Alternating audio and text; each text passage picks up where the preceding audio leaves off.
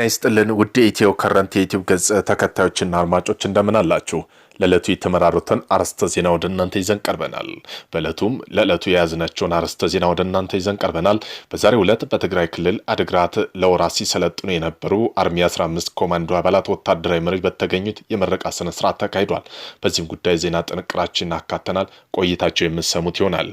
የግብፁ ፕሬዝዳንት አብዱል ፈታህ አልሲሲ ኢትዮጵያ ህዳሴው ግድብ ከሁሉም የናይል ወንዝ ተፋሰስ ሀገራት ባለሙያዎችና በአፍሪካ ህብረት ተወካዮች በተውጣጣ ባለሙያዎች ቡድን ስር እንዲተዳደር ፕሬዝዳንት ትራምፕ ኢትዮጵያን እንዲያሳምኑላቸው የመጠየቅ ፍላጎት እንዳላቸው ከምንጮቹ መሰማቱን ጠቅሶ ዘናሽናል ድረገጽ ዘግቧል። በዚህም ጉዳይ የዜና ጥንቅራችን በሰፊው አካተናል። ቆይታቸው የምትሰሙት ይሆናል።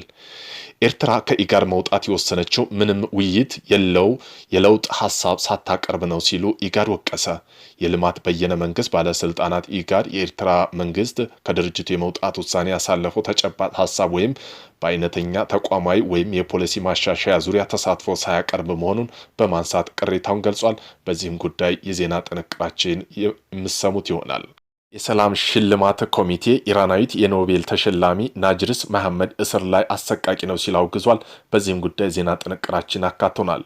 ዶቼ ቬለው በኢትዮጵያ መገናኛ ብዙሃን ባለስልጣን የቀረበ ክስ ተቃወመ። ዶቼ ቬለው የኢትዮጵያ መገናኛ ብዙሃን ባለስልጣን ቦን ከተማ ላይ የሚገኙ የአማርኛ ሬዲዮ ጣቢያ ጋዜጠኞች ጭምር በደፈናው ወንጅሏል ሲል አዲስ ባወጣው መግለጫ ተቃውሞን ገልጿል። በዚህም ጉዳይ የዜና ጥንቅራችን አካተናል። ቆይታቸው የምትሰሙት ይሆናል። የአሜሪካው ሚኒስተር ክሪስቲን ኖም ውሳኔ በቦስተን ከተማ ለምትኖረው ኢትዮጵያ ነርስ ሚላት ገብረእግዚአብሔር መርዶ ሆኖባታል። የአሜሪካ ዲፓርትመንት ኦፍ ሆምላንድ ሴኩሪቲ ወይም ዲፓርትመንት ሆምላንድ ሴኩሪቲ ሚኒስተር የሆኑት ክሪስቲስ ከትናንት በስቲያ በአርብ ዕለት ያስተላለፉት ውሳኔ አንዷ እርሷ ሁሉ ጊዜያዊ ከለላ አግኝታ በአሜሪካ የሚገኙ ኢትዮጵያን አስደንግጧል። በዚህም ጉዳይ የዜና ጥንቅራችን በሰፊው አካቶታል። ቆይታቸው የምትሰሙት ይሆናል። በማይናማር ኢትዮጵያን ጨምሮ በርካታ ሀገራት ዜጎቻቸውን እንዲቀበሉ ጥሪ አቅርቧል። በዚህም የዜና ጥንቅራችን አካተናል። ቆይታቸው የምትሰሙት ይሆናል። የመሳሰሉ አርዕስተ ዜና ወደ እናንተ ይዘን ቀርበናል። ቤተሰብ ለመሆን ላይክ፣ ሸር፣ ሰብስክራይብ ማድረገውን እንዳይረሱ። ወደ ቀዳሚ የዜና ትንታኔያችን ስናልፍ የግብፁ ፕሬዝዳንት አብዱል ፈታህ አልሲሲ ኢትዮጵያ ህዳሴ ግድብ ከሁሉም የናይል ወንዝ ተፋሰስ ሀገራት ባለሙያዎች እና በአፍሪካ ህብረት ተወካዮች በተውጣጣ ባለሙያዎች ቡድን ስር እንዲተዳደር የፕሬዝዳንት ትራምፕ ኢትዮጵያ እንዲያሳምኑላቸው የመጠየቅ ፍላጎት እንዳላቸው ከምንጮች መሰማቱን ጠቅሰው ዘናሽናል ድረገጽ ዘግቧል። ፕሬዝዳንት ሲሲ በተያዘው ወር ወደ ዋሽንግተን አቅንተው ከፕሬዝዳንት ትራምፕ ጋር በግድቡና በሌሎች ቀጠና ጉዳይ ለመወያየት ማቀዳቸውን ዘገባው አመላክቷል። ፕሬዝዳንት ሲሲ የትኛውም የናይል ተፋሰስ ሀገራት ሌሎች የተፋሰስ ሀገራት ሳያማክር በናይል ወንዝ ላይ ግድብ እንዳይገነባ የሚያግድ ቀጠናዊ ስምምነት እንዲፈርም አሜሪካ ድጋፏ እንድትሰጥ የመጠየቅ ፍላጎት እንዳላቸው ምንጮች እንደተነገረው ዘገባው ጠቅሷል። ፕሬዝዳንት ትራምፕ በመጀመሪያ ስልጣን ዘመናቸው ኢትዮጵያ፣ ሱዳን፣ ግብጽ በግድቡ ውሃ ሙሊት አስተዳደር ዙሪያ አስገዳጅ ስምምነት እንዲፈርሙ ያቀረቡት ረቂቅ የስምምነት ሰነድ ኢትዮጵያ ውድቅ ማድረጉ አይዘነጋም። ኤርትራ ከኢጋድ መውጣት የወሰነችው ምንም ውይይት ወይም የለውጥ ሀሳብ ሳታቀርብ ነው ሲል ኢጋድ ወቀሰ። የልማት በየነ መንግስት ባለስልጣን ኢጋድ የኤርትራ መንግስት ከድርጅቱ የመውጣት ውሳኔ ያሳለፈው ተጨባጭ ሀሳቦች ወይም በአይነተኛ ተቃውሞ ወይም የፖሊስ ማሻሻያ ዙሪያ ተሳትፎ ሳያቀርብ መሆኑ በማንሳት ቅሬታውን ገልጿል። ከኢጋድ ይህን ውሳኔ በይፋ የቃለ ማስታወሻ መግባቱን አረጋግጦ ሆኖም ግን ሴኩሪቲያን ለድርጅቱ የተላከው ማስታወሻ ከማንኛውም ቀደም ያለ ውይይት ውጭ መሆኑን ጠቁመዋል። ያለፉት 2 ዓመታት የትብብር እጥረት ኢጋድ እንዳስታወሰው ኤርትራ ለ2 ዓመታት ያህል በራሷ ፍላጎት አባልነቷን ካገደች በኋላ ደረፒ አቆጣጠር ሰኔ 2026 የተካሄደው 14ኛ የልዩ መሪዎች ጉባኤ ላይ በሁሉም አባል ሀገሮች በሞቃት አቀባበል ወደ ድርጅቱ ተመልሳ ነበር።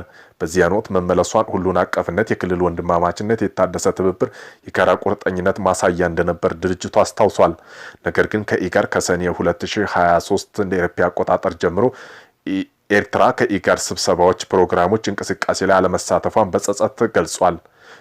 ሴክሬታሪውም በዚህ ጊዜ ሁሉ ትዕግስትና በጎ ፍቃድ ሲያሳይ እንደቆየና ለገንቢ ተሳትፎ ክፍት እንደነበር አሳውቆ ይህ የተባለው ኤርትራ በይፋ ከኢጋድ አባልነት መውጣቷን ማሳወቋን ተከትሎ ነው። የሀገሪቱ የውጭ ጉዳይ ሚኒስቴር ባወጣው መግለጫ ውሳኔ የመጣው ኢጋድ በኤርትራ በኩል የቀረበባትን የለውጥ ጥሪዎች ችላ በማለት ሕግን የሰጠውን ግዴታ በመጣሱ እንደሆነ አመላክቷል። ኤርትራ በተለይ እንደ አውሮፓውያን አቆጣጠር 2005 ዓ.ም ወዲህ ኢጋድ የክልሉን ህዝቦች ምኞት ማሟላት ሳይችል ቀርቷል ከሚል እምነት ተነስታለች። በምትኩ ዓላማ በተደረጉ አባል ሀገሮች ላይ በተለይ ኤርትራ ላይ የሚሰሩ መሳሪያ በመሆናቸው ጎጂ ናቸው ሲል ሚናውን ተጫውቷል በማለት ወቅሳለች። ኤርትራ ድርጅቱ ምንም የሚታይ ስትራቴጂካዊ ጥቅም እንደማይሰጥና ህጋዊ ስልጣንና ኃላፊነት ያጣ ነው ስትል አባልነቱን ሰርዛለች። ምንም እንኳ ውጥረቱ ቢኖርም ከኢጋድ ሴክሬታሪ ውሳኔ የወሰደው ምንም አይነት ውይይት ወይም የለውጥ ሀሳብ ሳይቀርብ ነው በማለት ቢወቅስም ግንኙነቱ እንደሚቀጥል አስታውቋል። ኢጋድ ኤርትራ መንግስት ውሳኔ እንደገና እንዲመለከተውና ለሰላም መረጋጋት የክልሉን ልማት የሚረዱ የጋራ ግቦች ለማራመድ ሙሉ በሙሉ በጎ ፈቃደኝነት እንዲመለስ ጥሪ አቅርበዋል። ዶቼ ቬለው በኢትዮጵያ መገናኛ ብዙሃን ባለስልጣን የቀረበ ክስ ተቃወመ። ዶቼ ቬለው በኢትዮጵያ መገናኛ ብዙሃን ባለስልጣን ቦን ከተማ የሚገኘው የአማርኛው ሬዲዮ ጣቢያ ጋዜጠኞችን ጭምር በደፈናው ወንጅሏል ሲል አዲስ ባወጣው መግለጫ ተቃውሞውን ገልጿል። ባለስልጣኑ በቦን የሚገኘው ሰራተኞች ላይ የተሳሳተ ሁከት ሊቀሰቅስ ወይም ሰላምን ጸጥታ ሊያናጋ የሚችል መረጃ ያሰራጫል በሚል ክስ ማቅረቡ ጣቢያው አመላክቷል። በአማራና በትግራይ ክልሎች ዘጋቢዎች በዘላቂነት መታገዳቸው የተቃወመው ጣቢያው ባለስልጣኑ ለእገዳው ተጨባጭና ተጨማሪ ምክንያት አላቀረበም በማለት ወቅሷል።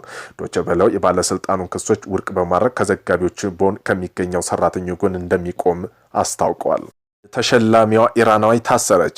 የኖቤል ሰላም ሽልማት ኮሚቴ ኢራናዊቷን የኖቤል ተሸላሚ ናርጂስ መሐመድ እስር አሰቃቂ ነው ሲል አውግዟል።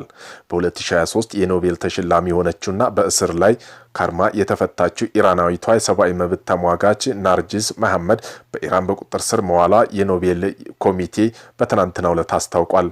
ናርጂስ መሐመድ በኢራን የሚገኙ ኢቨን ባለው ማረሚያ ቤት እስር ውስጥ እንደምትገኝ ኮሚቴው አስታውቋል። የሰብአዊ መብት አቀንቃይና የነጻነት ታጋይ በመሆን በሀገሯ ስም በጉልህ የሚጠቀሰው ናርጌስ ሽልማቱ የተበረከተላት በኢራን ሰብአዊ መብት ነጻነት ዲሞክራሲ እንዲከበር ባደረገችው ተጋድሎ ነው።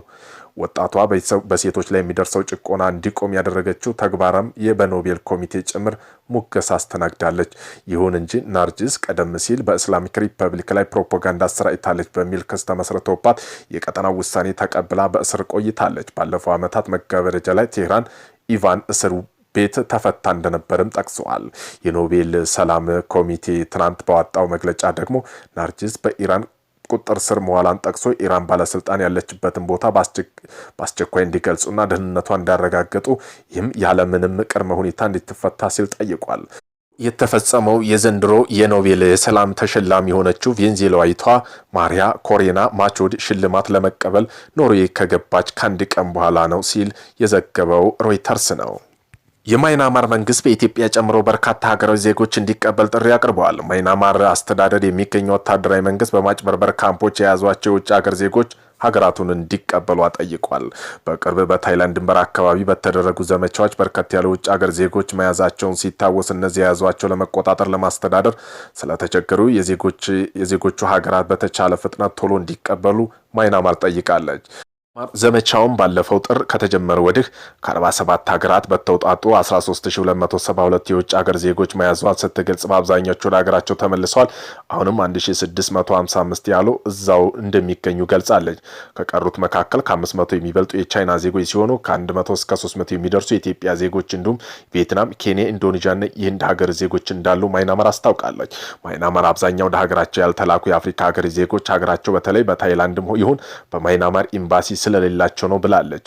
ማይናማር በአመት $40 ቢሊዮን ለወንጀለኞች ቡድን የሚያስገኙ የማጭበርበር ካምፖች መፍለቂያ ስትሆን ኢትዮጵያን ጨምሮ በርካታ ሀገር ዜጎች ተታለው ካምፖች በግዳጅ እንዲሰሩ ይደረጋሉ ተብሏል።